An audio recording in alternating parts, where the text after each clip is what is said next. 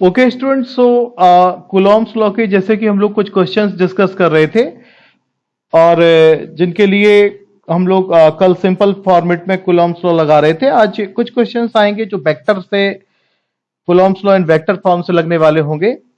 उनमें से ही एक क्वेश्चन कुछ इस तरीके से आपके सामने पूछा गया है, जैसे इन्होंने क्या रखा है, two fixed point charges plus 4e and plus e units are separated by a distance a.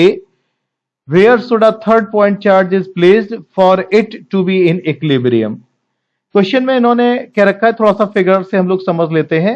आपने देखा कि दो पॉइंट चार्जेस हैं, एक कोई पॉइंट चार्ज जो है, एक कोई पॉइंट चार्ज है और उस पर इसकी वैल्यू कितनी दी गई है, दैट इज प्लस 4e, और दूसरा आपने देखा कि वो प्लस पॉइंट चार्ज जो है वो कितना है हमारे पास में, प्लस ई। और ये दोनों पॉइंट चार्जेस आपने देखा एक दूसरे से कितनी डिस्टेंस पर सेपरेट है, ए डिस्टेंस पर इस तरीके से सेपरेट है। ओके, अब क्वेश्चन में इन्होंने क्या रखा है हमसे, where should the third point charge is placed for it to be in equilibrium. Equilibrium का मतलब होता है कि इस पर फोर्सेस लगे और नेट फोर्स की वैल्यू क्या हो जाए, जीरो हो जाए। देखो यहां पे एक हम बहुत छोटी सी ट्रिक आपको समझाएंगे कि अगर दोनों चार्जेस, आपने देखा कि अगर दोनों चार्जेस लाइक नेचर के हैं, लाइक नेचर बोले दोनों या तो प्लस प्लस हैं या दोनों चार्जेस कैसे हैं, माइनस माइनस है, तो इक्विलिब्रियम की कंडीशन कहीं आपको बीच में देखने को मिलेगी। और अगर आप देख रहे हैं कि एक चार्ज कैसा है, पॉजिटिव है, और दूसरा चार्ज आपने देखा कि कैसा है, नेगेटिव है, तो आपको यहां पे आप देखोगे इक्विलिब्रियम की जो कंडीशन है वो यहां पे बाहर आपको देखने को मिलेगी।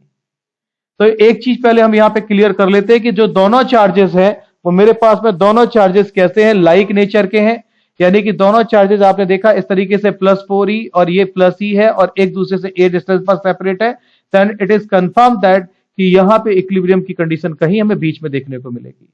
तो सबसे पहले हम लोग देख लेते हैं और यहां पे बोलते हैं कि पहले चार्ज से x डिस्टेंस पर, यहां पर आपने देखा कि एक कोई पॉइंट P है जहां पर अगर इक्विलिब्रियम हमें देखने को मिलेगा, तो अगर ये x है तो आपको मालूम है ये डिस्टेंस कितनी हो जाएगी हमारे पास, a माइनस एक्स हो जाएगी। ओके बच्चों, और आपको पता है where should a third point charge, मैंने क्या दिया यहां पे, अगर हम एक कोई तीसरा पॉइंट चार्ज ले लें, ये सपोज हम लोगों ने एक कोई थर्ड पॉइंट चार्ज क्यू ले लिया और इस पर जो लगने वाला फोर्स होगा वो कितना हो जाएगा, नेट फोर्स जीरो। इक्विलिब्रियम का मतलब है नेट फोर्स की वैल्यू क्या हो जाएगी, जीरो। और जैसे कि मैंने कल आपको बताया था कि ये जो क्यू चार्ज आपको दिखाई दे रहा है, इस पर दो फोर्स काम करेंगे, एक प्लस 4e की वजह से और एक प्लस ई की वजह से। और कल आपको मैंने सिखाया था कि due to the positive charge the direction of the force away, तो जैसे मैंने आपको बोलना है कि the force acting on the charge Q, यहां पे हम बोलेंगे the force acting on the charge Q due to the charge plus 4e, तो इसका डायरेक्शन यहां पे आप देखिए कैसा होगा, अवे। और अगर प्लस ई की वजह से देखेंगे तो इसका डायरेक्शन इस तरफ देखेंगे, वो कितना हो जाएगा, इसका अवे। अब आप देख रहे हैं कि ये दोनों फोर्सेस अपोजिट डायरेक्शन में है, तो यहां पे अगर हम लोग लिख दें एट पॉइंट पी, अगर पॉइंट पी के बारे में अगर हम लोग बात कर लें कि एट पॉइंट पी पर हम लोग बात करें, तो magnitude of the force vector F1 minus magnitude of the force vector F2 is equal to क्या हो जाएगा, जीरो। या हम लोग इसी को कह सकते हैं magnitude of the force vector F1 is equal to magnitude of the force F2। और आपको पता है जैसे अगर हम लोग इसकी वैल्यू को रखेंगे तो F is equal to 1/4 pi epsilon को हम लोग कांस्टेंट K से डिनोट करे दे रहे हैं, Q1 की जगह यहां पर हम लोग लेते हैं बेटा 4e, और Q2 की जगह हम लोग यहां पे क्या लेते हैं, Q, और अपॉन R स्क्वायर मतलब इन दोनों के बीच की डिस्टेंस यहां पे कितनी हो जाएगी, x स्क्वायर। F2 इन दोनों के बीच में काम कर रहा है फोर्स, तो यहां पे हम लोग रखेंगे K, और यहां पे Q1 की जगह Q, और Q2 मेरे पास में E, और अपॉन नीचे कितना हो जाएगा, a माइनस एक्स का होल स्क्वायर। तो अगर आप देखेंगे ये दोनों ऐसे कैंसिल हो जाएंगे, K से K भी कैंसिल हो जाएगा, तो आपको एक चीज देखने को मिलेगी, 4 is equal to X square upon a minus X का होल स्क्वायर। और दोनों स्क्वायर जब हम लोग इस साइड ले जाएंगे तो ये अंडर रूट में चला जाएगा, यानी कि 4 is equal to X upon, और ये कितना हो जाएगा बेटा, a माइनस एक्स। ओके, और 4 का रूट कितना होगा 2 इज इक्वल टू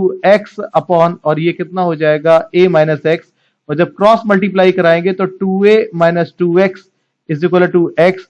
तो यहां पे हम लोग देखेंगे 3x is equal to 2a या x is equal to 2a by 3। हम लोग कह सकते हैं फ्रॉम द चार्ज, यहां पे लिख सकते हैं 4e। तो यहां पे हम लोगों ने क्या क्या रखा है कि प्लस 4e चार्ज से कितनी डिस्टेंस पर 2a बाई 3 डिस्टेंस पर अगर हम लोग कोई एक चार्ज लेते हैं तो उस पर लगने वाला जो नेट फोर्स हमारे पास में देखने को क्या मिलेगा, वो कितना हो जाएगा इस तरीके से। ठीक है, तो इस तरीके से हम लोगों ने यहां पे देखा, ये x आपने देखा यहां पे x upon a minus x था, और अपॉन जब क्रॉस मल्टीप्लाई कराएंगे तो हम लोग इसको ऐसे फाइंड आउट कर सकते हैं। ओके बच्चों, नेक्स्ट क्वेश्चन की तरफ अगर हम लोग चलते हैं, सीबीएसई में आए हुए क्वेश्चन है। जैसे इस क्वेश्चन में इन्होंने क्या रखा है, 4 point charges Q Q plus Q comma small Q plus comma capital Q and small Q are placed at the corner of a square of side A as shown in the figure. जैसे आपके सामने ये figure है, इस तरीके से ये charges रखे हुए हैं। Find the resultant electric force on the charge capital Q. जो मेरे पास में कैपिटल क्यू चार्ज है, इस पे लगने वाला हम लोगों को रिजल्टेंट फोर्स फाइंड करना है। स्टूडेंट्स, एक बार मैं पहले एक बात क्लियर कर दूं। सपोज जैसे इसको हम लोग कोई ऐसे मान लेते हैं, कोई पॉइंट ए बी सी और ये यहां पर डी, और यहां आपने देखा कि ये साइड इसकी स्क्वायर की ए है। तो अगर हम लोग यहां पे बात कर लें तो इसका डायगोनल, अगर हम लोग देखेंगे कि इसका डायगोनल जो होगा ये ए, और ये भी साइड अगर ए है, तो आपको पता है ए रूट 2, ये मेरे पास में इस तरीके से आप देखा डायगोनल हमारे पास में आ जाएगा ए सी। तो इन्होंने क्या रखा है, find the resultant force on the charge capital Q. जो मेरे पास कैपिटल क्यू है, इस कैपिटल क्यू पर हम लोगों को रिजल्टेंट फोर्स फाइंड करना है। तो जानते हैं इस कैपिटल क्यू पर जब रिजल्टेंट फोर्स फाइंड करेंगे तो आपको क्लियर दिख रहा होगा कि इस कैपिटल क्यू पर कितने फोर्स काम करेंगे। एक तो इस बी की वजह से ये जो क्यू रखा है वो काम करेगा, और अगर आप देखेंगे तो वो इस तरीके से काम करेगा। इसे हम लोग कोई F1 फोर्स ले लेते हैं। ओके, दूसरा अगर आप इस क्यू की वजह से देखेंगे, इस क्यू की वजह से F1 ले लीजिए, या यहां पे अगर हम लोग इस क्यू की वजह से जब लेते हैं, इस पे कौन सा फोर्स काम करेगा, इस फोर्स को आप यहां पे चाहें तो F2 ले सकते हैं। और तीसरा यहां पे जो फोर्स काम करेगा, ये जो कैपिटल क्यू है इसकी वजह से काम करेगा, तो ये भी आपको पॉजिटिव है, तो ये भी मेरे पास में यहां पे ये F3 काम करेगा। जैसे कि आपने पिछले लेक्चर में देखा था, मैंने आपको बहुत अच्छे से ये डायरेक्शन समझाए थे, कई सारे फिगर बना के, कि due to the positive the direction of the force कैसे काम करता है, अवे, और ड्यू टू द नेगेटिव जो फोर्स का डायरेक्शन होता है वो कैसे काम करता है, टुवर्ड्स। तो आज आपको डायरेक्शन में कहीं कोई दिक्कत नहीं आ रही होगी। तो सबसे पहले हम F1 की वैल्यू निकालते हैं। F1 किस किस के बीच में काम कर रहा है, ये Q और ये कैपिटल Q, ये जो B पॉइंट पे रखा हुआ है और C पॉइंट पे रखा हुआ है, इनके बीच। तो इनके बीच में जब हम लोग F1 की वैल्यू फाइंड करेंगे बेटा, तो आपको देखने को मिलेगा, मैग्नीट्यूड फाइंड कर रहे हैं हम लोग, जैसे मैग्नीट्यूड निकालेंगे तो F1 is equal to K और Q1 की जगह क्या रखेंगे Q, और Q2 की जगह क्या रखेंगे कैपिटल Q, और अपॉन R स्क्वायर का मतलब क्या हो जाएगा A स्क्वायर। फिर अगर हम लोग यहां पे F2 फाइंड कर लें तो F2 इज इक्वल टू, अगर आप देखेंगे दैट इज K, यहां पे F2 इस वाले Q और इसके Q के बीच में काम कर रहे हैं, तो F2 is equal to K और Q और अपॉन नीचे मेरे पास कितना हो जाएगा A स्क्वायर। ये हम लोगों ने क्या निकाल दिया F2। और जैसे कि आपको पता है कि F1 और F2 दोनों एक दूसरे से कितने डिग्री एंगल पर है, म्यूचुअली परपेंडिकुलर है।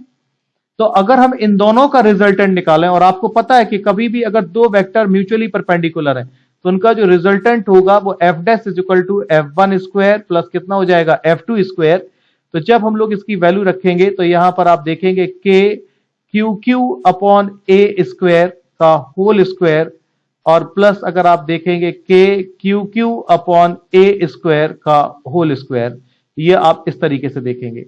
और अगर आप इसमें से Q अपॉन A स्क्वायर बाहर ले लेंगे तो ये अंडर रूट में आपका इतना √2 ऐसे आ जाएगा। ओके बच्चों, तो अभी हमने क्या किया, F1 और F2 इन दोनों का रिजल्टेंट निकाला, और F1 और F2 का जो रिजल्टेंट होगा जो कि F डैश है उसका डायरेक्शन कहां होगा, इसी डायरेक्शन में होगा, ये F डैश। अब आपको पता है कि F डैश और F3 दोनों कैसे हैं, सेम डायरेक्शन में है। तो F डैश और F3 दोनों सेम डायरेक्शन में है। तो अगर हम लोग यहां पे नेट फोर्स की बात कर लें कि नेट फोर्स क्या होगा, नेट फोर्स क्या होगा, तो नेट फोर्स हम लोग जब निकालेंगे F, तो F इज इक्वल टू कितना हो जाएगा, F डैश प्लस F3। और F डैश की वैल्यू हम लोगों ने निकाली K क्यू क्यू अपॉन ए स्क्वायर और अपॉन नीचे √3। और F3 की वैल्यू हम लोगों ने शायद अभी फाइंड नहीं करी थी, मुझे F3 की वैल्यू यहां पे और निकाल लेने दीजिए। F3 की वैल्यू हम लोग और फाइंड कर लें, मैग्नीट्यूड ऑफ वेक्टर F3 यहां पे निकाल देते हैं। तो आपको पता है K Q1 की जगह कैपिटल Q और Q2 की जगह भी कैपिटल Q, तो 2 Q हो जाएंगे तो क्या हो जाएगा, Q स्क्वायर और upon R square. Upon R square मतलब 2A स्क्वायर यहां पे, क्योंकि A √2 है इन दोनों के बीच की, तो ये कितना हो जाएगा 2A स्क्वायर। तो जब हम लोग यहां पे ऐड करेंगे इसको तो KQ स्क्वायर और अपॉन नीचे कितना हो जाएगा 2A स्क्वायर। तो अगर इसमें से हम लोग कॉमन ले लें 1 अपॉन, बाद में रख लेंगे, पहले अभी हम लोग K कॉमन ले लें, K और कैपिटल Q और अपॉन A स्क्वायर। अगर हम ये कॉमन ले लें तो जानते हैं अगर हम लोग K Q upon A square common लेंगे तो ब्रैकेट में आपके पास क्या आ जाएगा, K Q upon A square common लेंगे तो ब्रैकेट में आएगा Q √2 और प्लस यहां पे हम लोगों ने K Q upon A square common ले लिया तो एक Q बचेगा यहां पे और अपॉन नीचे 2 बचेगा। तो इस तरीके से आपने देखा कि ये इस किसी कैपिटल Q चार्ज पे लगने वाला नेट फोर्स, ये इसका आंसर आपका शो हो रहा है। तो देखिए सबसे पहले जब भी हम लोग Coulomb's law in vector form में, हमें डायरेक्शन को बहुत अच्छे से निकालना आना चाहिए। डायरेक्शन को लेके कल मैंने आपको बहुत अच्छा एक वीडियो लेक्चर दिया था, जिनका अगर छूटा है तो वो उसे दोबारा से देख सकते हैं। और जस्ट इसी के पहले वाला लेक्चर है। तो आपने देखा कि इस तरीके से सी पॉइंट पर ये कोई जो कैपिटल क्यू चार्ज रखा हुआ था उस पर आपने देखा कि 3 फोर्सेस काम कर रहे हैं। एक इस क्यू की वजह से जिसका डायरेक्शन आपने देखा F1 कैसे काम कर रहा है, अवे। दूसरा आपने देखा इस क्यू की वजह से जिसका डायरेक्शन कहां काम कर रहा है, ये अवे। और तीसरा फोर्स जो मेरे पास में था वो इस कैपिटल क्यू की वजह से काम कर रहा है जिसका डायरेक्शन कैसा है, अवे। आपने देखा तो 3 फोर्सेस लगे। तो पहले अपन ने तीनों फोर्सेस की वैल्यू फाइंड करी, F1 F2 और F3। और चूंकि हमें ज्योमेट्री से दिखाई दे रहा है कि F1 और आपने देखा जो F2 है वो दोनों म्यूचुअली परपेंडिकुलर है। तो क्लास 11th में आपने जैसे पढ़ा होगा वेक्टर, तो उसमें आपने देखा इनका रिजल्टेंट ये फाइंड आउट किया। और फिर F डैश जो है वो is along the direction of the F3, तो ये हमारे पास में नेट फोर्स आ गया। ओके स्टूडेंट्स, देन इसके बाद में हम लोग पढ़ते हैं अगले क्वेश्चन की तरफ। इसमें हम लोग देखते हैं जैसे इन्होंने क्या रखा है, 3 point charges Q -4Q and 2Q are placed at the vertices of an equilateral triangle ABC of side L as shown in the figure. Obtain the expression for the magnitude of the resultant electric force acting on the charge. देखिए इस तरीके से जैसे आपने देखा कि थोड़ा सा यहां फिगर में कुछ एरर हैं, उनको हम लोग क्लियर करते हैं। जैसे सपोज इन्होंने क्या रखा है कि चार्जेस है मेरे पास में Q, एक का आपने चार्ज देखा Q, दूसरा चार्ज क्या है -4Q, दूसरा चार्ज क्या है 2Q, are placed at the vertices of the equilateral triangle of side L। ये साइड यहां पे L कर लीजिए, ये साइड यहां पे इस तरीके से, ये साइड इतना आप L बना दीजिए। ओके, यहां पे ये साइड हमारे पास L है। ये थोड़ा सा यहां पे प्रिंटिंग मिस्टेक है, आप समझ सकते हैं। एक बार मैं फिर से थोड़ा सा क्लियर कर दूं, ये यहां पे इसको आप L दिखा दीजिए और ये साइड इस तरीके से ट्रायंगल के हम लोग लेते हैं A और ये कोई B और इस पॉइंट पर हम लोग इसको C मान लेते हैं। ये कुछ भी नहीं है यहां पे, ये कुछ भी नहीं। Obtain the expression of the magnitude of the resultant electric force acting on the charge Q। Very good. इन्होंने क्या रखा है, इस Q पे मेरे पास में लगने वाले रिजल्टेंट फोर्स का एक्सप्रेशन फाइंड करना है और कितना होगा इस Q पे निकालना है, स्मॉल Q पे। तो बच्चों आपको क्लियर है कि इस स्मॉल Q पर कितने फोर्स काम कर रहे हैं, आप ध्यान से देखेंगे। इस स्मॉल Q पर अगर आप ध्यान से देखेंगे अभी आपको 2 फोर्सेस काम करते हुए देखने को मिलेंगे। एक 2Q की वजह से लगेगा और आपको एक चीज पता है बहुत अच्छे से कि जो फोर्स काम करता है वो हमेशा अलोंग द लाइन काम करता है, और ड्यू टू द पॉजिटिव उसका डायरेक्शन कैसा होता है, अवे, और ड्यू टू द नेगेटिव उसका डायरेक्शन कैसा होता है, टुवर्ड्स। तो जैसे अभी आप यहां पे देख रहे हैं कि ये जो 2q चार्ज है वो उसका नेचर कैसा है, पॉजिटिव। तो इसकी वजह से जब इस q पे फोर्स लगेगा, इसकी वजह से जब इस q पे फोर्स लगेगा, तो जो फोर्स होगा उसका डायरेक्शन कैसे होगा, अवे होगा। और अवे शो करने के लिए उसके डायरेक्शन को हम लोग यहां पे दिखा देते हैं कोई ऐसे ही, ये इसे F1 शो कर लेते हैं। ओके बच्चों, तो जब हम लोग यहां पे इसको F1 शो करेंगे तो F1 का हम लोग मैग्नीट्यूड फाइंड आउट कर लेते हैं। तो F1 इज इक्वल टू, अगर आप देखते हैं K, ये 1/4 पाई एप्सिलॉन नॉट है, हम कांस्टेंट K लेके चल रहे हैं। बाद में चाहें तो इसको K की जगह रिप्लेस कर देंगे, वैल्यू 1/4 पाई एप्सिलॉन नॉट। अभी इतना बड़ा बड़ा लेके चलेंगे तो उसमें बहुत टाइम लगेगा लिखने में। तो K और Q1 की जगह हम लोग Q ले लेते हैं, स्मॉल q, और Q2 की जगह हम लोग यहां पे स्टूडेंट्स क्या ले लेते हैं, 2Q ले लेते हैं, और अपॉन बीच की डिस्टेंस इसमें हमारे पास में कितनी है, r² बोले तो L²। इसी तरीके से अगर हम लोग magnitude of the force F2 find करेंगे, then it is also K, और Q1 की जगह Q और Q2 की जगह -4Q। लेकिन इससे पहले डायरेक्शन की बात कर लें। आपको पता है इसकी -4Q की वजह से इस Q पे जो फोर्स काम करेगा, तो आपको पता है कि -Q की वजह से ये जो फोर्स काम कर रहा है उसका डायरेक्शन टुवर्ड्स होगा, क्योंकि due to the negative charge the force जो होगा वो कैसे काम करेगा, टुवर्ड्स। तो अगर आप देखेंगे तो इस तरीके से आपके पास में ये F2 अलोंग द लाइन इधर काम करेगा। अगर ये प्लस का होता 4Q तो ये ऊपर चला जाता अभी। तो ये आपने देखा इस तरीके से ये मेरे पास में ऐसे F2 काम करेगा। F2 की वैल्यू अब यहां पे मैं आपको एक बात और कर दूं क्लियर कि ये जो माइनस, एक बार मुझे फिर से लिखना होगा।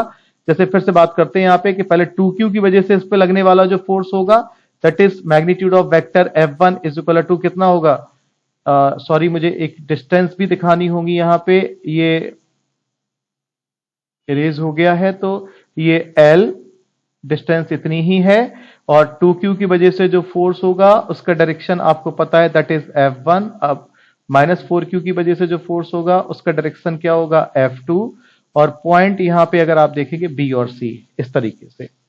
तो यहां जैसे हम लोग ये निकालेंगे F1, तो F1 की जगह K, Q1 की जगह Q इंटू 2Q और अपॉन R² यानी कि L²। तो आप देखेंगे ये आ जाएगा K और ये हो जाएगा 2Q² और अपॉन नीचे कितना हो जाएगा, L²। अगर हम लोग मैग्नीट्यूड ऑफ वेक्टर F2 की बात कर लें तो मैग्नीट्यूड बात कर रहे हैं K, Q1 की जगह Q और Q2 की जगह, अब माइनस साइन नहीं लेंगे, माइनस साइन का यूज हमने काय में कर लिया, डायरेक्शन देखने में, क्योंकि माइनस साइन नहीं तो बताया मुझे कि इसका डायरेक्शन कहां करेगा, टुवर्ड्स। तो यहां पे 4Q मैग्नीट्यूड निकाल रहे हैं हम लोग, तो यहां पे कितना हो जाएगा, L²। तो ये हो जाएगा K और 4Q² अपॉन L²। ओके बच्चों, ध्यान से देखिएगा, सीबीएसई में इस तरीके के क्वेश्चन मैक्सिमम से मैक्सिमम आते हैं बोर्ड एग्जाम में। आपको पता है इन दोनों के बीच का जो एंगल है दैट इज 120 डिग्री। अब F1 और F2 की जो वैल्यू हम लोगों ने फाइंड आउट कर ली, F1 और F2 की जो वैल्यू फाइंड आउट करी, अब हम लोग इनका रिजल्टेंट निकालेंगे F1 और F2 का। तो इनका रिजल्टेंट फोर्स कोई इस तरीके से आएगा। और आपने पढ़ा है जैसे parallelogram law of vector addition पढ़ा हुआ है या triangle law of vector addition पढ़ा हुआ है, तो वहां पे रिजल्टेंट वेक्टर का फॉर्मूले के लिए आपने पढ़ा होगा क्लास 11th में कि जैसे F इज इक्वल टू निकालेंगे तो F1² plus F2² plus 2F1F2 cos theta.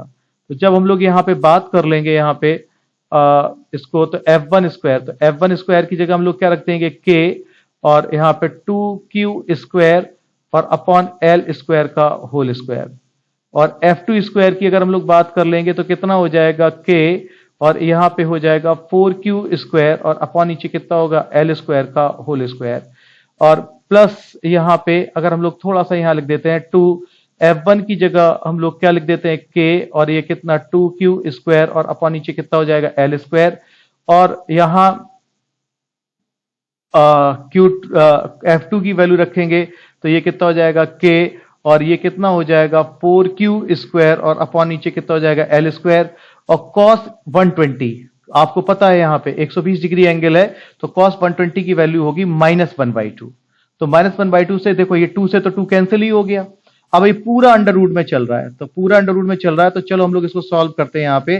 तो आप देखेंगे यहां पे K² और ये कितना हो जाएगा 4Q² अपॉन L की पावर 4 हो जाएगा ये इतना।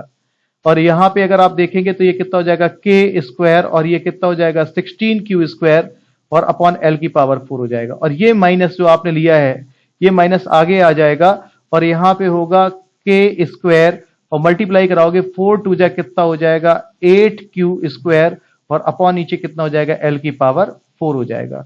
तो स्टूडेंट इस तरीके से आप देख रहे हैं 16 और 4 20 क्यू स्क्वायर, इसमें से 20 में से 8 जाएंगे तो अपने पास 12 बचेंगे यहां पे।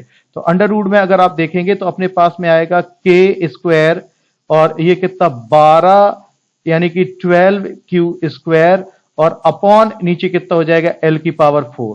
तो जब इसका अंडर रूट लेंगे देखो के स्क्वायर का रूट कितना हो जाएगा के, ये क्यू, एल की पावर 4 का कितना हो जाएगा एल स्क्वायर, ठीक है। और यहां पे अगर आप देखेंगे सॉरी यहां पे क्यू 2q स्क्वायर का स्क्वायर है तो यहां पे पावर 4 आनी चाहिए बेटा। एक चीज यहां पे हम लोगों ने मिस्टेक करी है, ये पावर 4 आएगी यहां पे भी पावर 4 आएगी और जब क्यू स्क्वायर का क्यू स्क्वायर मल्टीप्लाई करेंगे तो ये भी पावर 4 आएगी।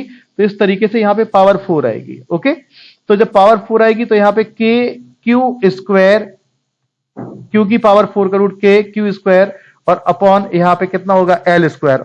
और जैसे 12 है तो 4 3 जा 12 होता है तो इसे हम लोग क्या लिख सकते हैं 2√3। तो इस तरीके से आपने देखा कि जो लगने वाला रिजल्टेंट फोर्स है हमारे पास में इस कैपिटल क्यू चार्ज पर, तो वो सामने आपने आया और इस तरीके से हम लोगों ने यहां पे आंसर को मैच करवाया। ओके बच्चों, यहां पे देखिए ये आप बहुत सिंपल सी क्लास है और इस क्लास का उद्देश्य केवल यह है कि आपके पास में न्यूमेरिकल प्रॉब्लम्स हैं या वीडियोस हैं बहुत आसानी से आपके दिमाग में समझ में आए। ये कोई दिखावे वाली क्लास नहीं है कि बहुत अच्छा सा यहाँ पे वीडियोस आ रहे हैं, ऐसा कुछ भी नहीं है। सिंपल सी क्लास आप लोगों के पर्टिकुलर क्लास 12 सीबीएसई बोर्ड परीक्षा के लिए। देन आगे की क्लास के लिए हम लोग कंटिन्यू करेंगे नेक्स्ट लेक्चर में। Then okay, bye bye class. I will take your class tomorrow as usual time.